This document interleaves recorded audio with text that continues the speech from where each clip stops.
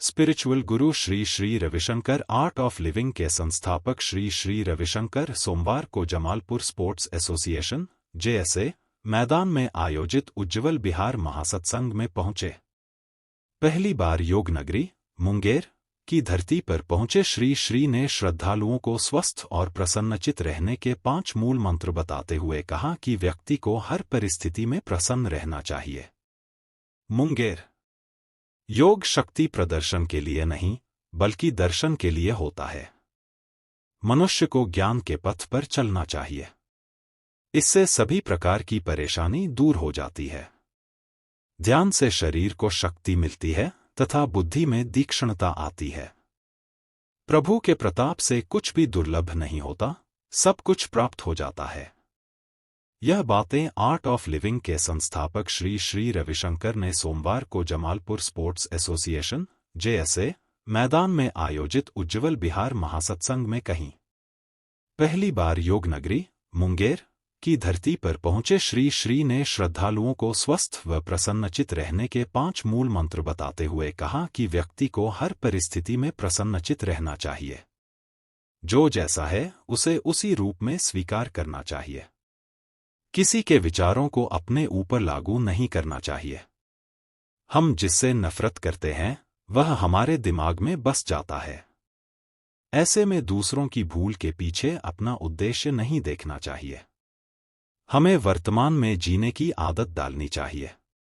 यदि हम जीवन को विशाल दृष्टिकोण से देखते हैं तो हमारा आत्मबल बढ़ता है। इसे बढ़ाने के लिए सुदर्शन क्रिया, ध्यान आदि का प्रतिदिन अभ्यास करना चाहिए। उन्होंने कहा कि यदि आप तनाव मुक्त होते हैं तथा प्रसन्नतापूर्ण व्यवहार करते हैं तो आप सभी को प्रिय लगेंगे।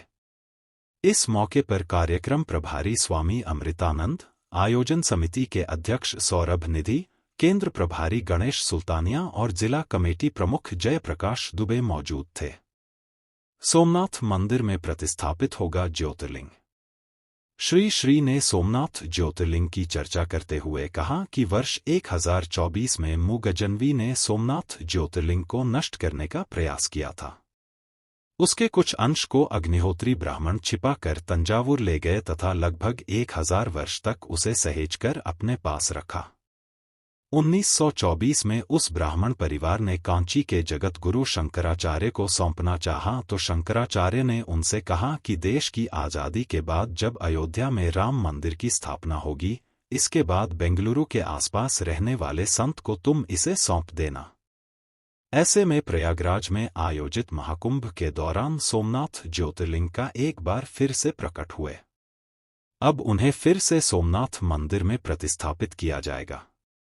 सोमनाथ ज्योतिर्लिंग के महत्व का वर्णन करते हुए उन्होंने बताया कि अमूमन चुंबकीय शक्ति 1 से 12 गज तक होती है, परंतु इस ज्योतिर्लिंग में 140 गज तक की चुंबकीय क्षमता है।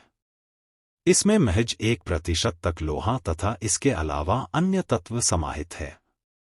यह ज्योतिर्लिंग इस ग्रह का नहीं है, ऐसा भूविज्ञानियों ने बताया है।